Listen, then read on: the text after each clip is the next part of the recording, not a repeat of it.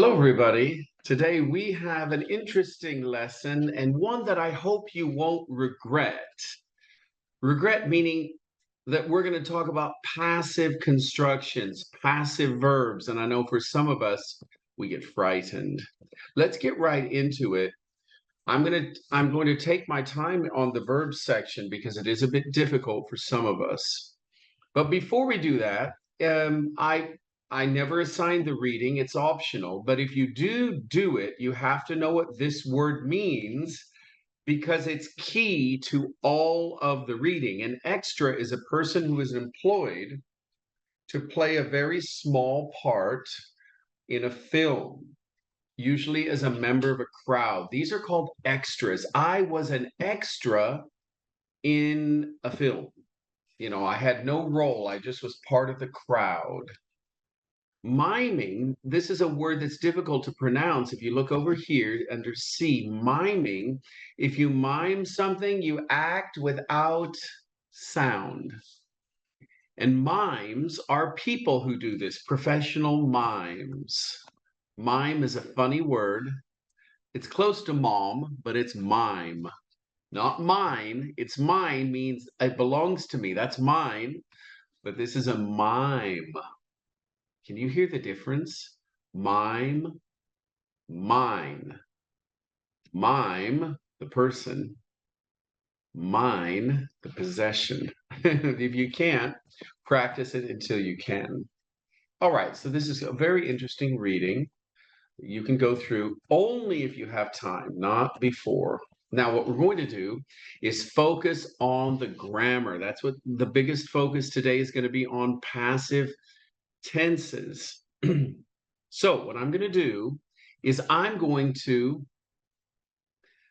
state the active tense so you can see the difference. So let me go ahead and get my writing text ready. Look at the 6 extracts from the text. What tense or form of the passive are used? I'll let you do that. But you can see here, number 1, you wait and wait, but you aren't used. If you want to write this in an active way, so this is passively written, let's look, what would it be in active? I'm going to write these down for your benefit. So, but you aren't used. The active is, but they don't use you. But they don't use you. You aren't used. And we'll find out why we use passive a bit later. But for a moment, just to show you how we change them. When a crowd scene was being filmed, they were filming the crowd scene, or they filmed. Number 3, but it was all done in silence. They did it in silence. That's the active. Number 4, sometimes when a winter scene is being filmed, sometimes when they film a winter scene, that's active. Number 5, the air conditioning has to be turned off. You must turn off the air conditioning. We say AC. The AC means air conditioning. And number 6, since then, she has never been employed. Since then, they have never employed her. Now, with the exception of number 5, all of these use they. And because in many cases we don't know who they is, it's just a pronoun without a specific person or group of people in mind. This is why we switch to passive, because they is not helping us understand the sentence. It's not helpful. It's not important to the meaning of the sentence, so it's better just to leave it out. But if you leave out the actor of the verb, then you have to make it passive. All right. And that's where we get these sentences. Now let's move to 142. We're going to look at the grammar here. Here we have grammar. I'm going to go ahead and read these for you, and I'll just tell you the active words. Maybe you can try, maybe you can pause the recording and try to guess the active sentence. A lot of films are shot on location. Directors shoot a lot of films on location. When is our bike being repaired? When will he repair our bike? Again, he, directors, it's not so important, these subjects, so we leave them out. Andy's bike has been stolen. The thief, someone who steals, the thief stole the bike. But we don't know which thief. So it's obvious if it was stolen, it's a thief, so we leave it out. The director died when the film was being made. Oh,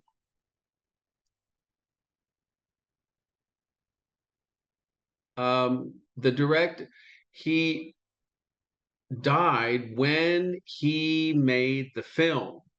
When he made the film. The director died when he made the film. All right, next we have, or was making the film. You'll be picked up at the airport. Someone will pick you up. That is common, actually. This one is common without the passive.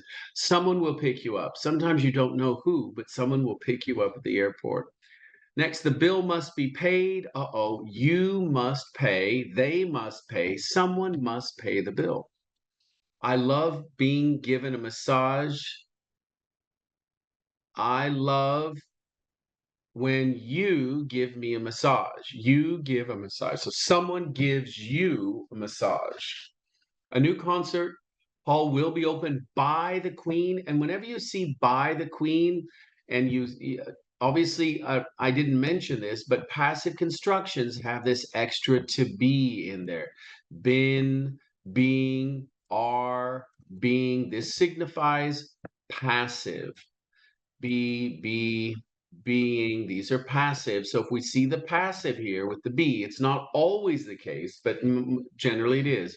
With by, then we know this is the main subject, the person doing the acting on the verb. So if we want to change it, we can say the Queen opened the concert hall. The concert hall will be opened by the Queen. The Queen will open the concert hall. Next, Gladiator was directed by Ridley Scott. And we notice here, we say Gladiator to start the sentence when we want to emphasize the film. And if we want to emphasize the director, we put it at the beginning. Ridley Scott directed Gladiator. Otherwise, if we want to talk about the film, Gladiator was directed by. This gives emphasis. What do you want to emphasize, the director or the film? We have two options. We can do active or we can convert it to passive. Passive is also common when you want to talk about processes. Water is heated to 100 degrees. Ice, let's see, the main buildings in the city have been damaged by the earthquake. You can also say the earthquake damaged main buildings in the city. Does that make sense? If it doesn't, don't worry. You're going to do more practice. And what I recommend you doing is in the answers, when you have a passive form, try to convert it to active. If you can convert them back and forth, you know passive very well. All right, so you've got homework here. And you're going to circle the correct form. The college was built in the 16th century. The college didn't build anything. Buildings can't build something. People build something. So the architect built the college, but the college was built by the architect in the 16th century. So here we go. We have these, and over on the second part, B, people don't use this room very often. The room isn't being used. Now, this is a great exercise. Take it seriously, focus, concentrate, because you have to convert these to the passive. All right, let's go back up to pronunciation. Pronunciation is done by the audio files. You're going to see them here, 6.2 and so forth. But I want to actually talk for a minute on 1 and 2, because these past participles, that's what they're called, past participles, these ending in ed, the past tense in the verb. So we have here, they have three different sounds, but mainly two, T and D. T and D. T is easy to pronounce for nearly everyone, and D, but D isn't. Especially if you speak a Latin language, D is very hard to pronounce, and you almost always say T. So you have to really concentrate. So this first, let's start with this. This is going to be the easier group. Listen, finished, directed. No, that's not correct. Directed. Oh, circle the one that's different. Okay, that's right. So directed would be different. Released, booked. Those are easy, but the difficult one is here. Directed, not directed. Here, filmed, D sound. Used, D sound. Recorded, D sound. Owned, D sound. Now, there's one different. You can hear, there is one that's slightly different here. And you can decide, well, I will tell you, it's this one because it's did. And these are just filmed, used, owned, and then recorded, did. So that's the different one. But the point is, D's are difficult to pronounce at the end of words, and you have to give it extra emphasis. Practice it, record your voice, listen to yourself, and then listen to what I'm saying, and then start to make improvements to close the gap, make the difference between our sounds smaller. All right, that's your extra homework for today. So you've got those listening files to help you, and you've now the vocabulary here is dealing with the cinema, which I think is very interesting. I'll talk a little bit about it here. A scene is one part of a film. A film has many scenes. A scene can be 30 seconds or 7 minutes, but you add all the scenes together and you have one film. On set is where you record. We're on set. I can't talk right now. We're on set. It's another way of saying we're at work. You can't talk when you're at work. You can't talk when you're on set. You're getting ready to record. The films are being shot. You shoot a film, meaning you film it. You record it. But we don't see, you record a video, but you shoot a film. It's the same as shooting, but you shoot a film. The film was shot in Eastern Europe. They shot the film in Eastern Europe. And an epic is one of the best films ever. The one that you have to watch. Let's go to the vocabulary bank, 159, and you have a lot of words here that I think is going to be fun. And you're going to have a lot to talk about with your speaking partners, and during the live and during the speaking sessions, speaking club. So learn these, learn these words. And you're going to get an idea of what they mean by looking at the pictures. So these are different genres. Let me write this down. Genre, it's a French word that we use here. These are different genres of film. Action, animation, comedy, drama. You're going to hear how to pronounce all of these, but they're not going to define it in a traditional sense. You're going to have to look at the pictures. And the pictures do provide some good clues. Here we have some relevant nouns with their definitions. You have to match them. I'll just mention this one because sometimes it's difficult to pronounce. Subtitles. Now there's a B there, but it's not very hard. It's not very pronounced.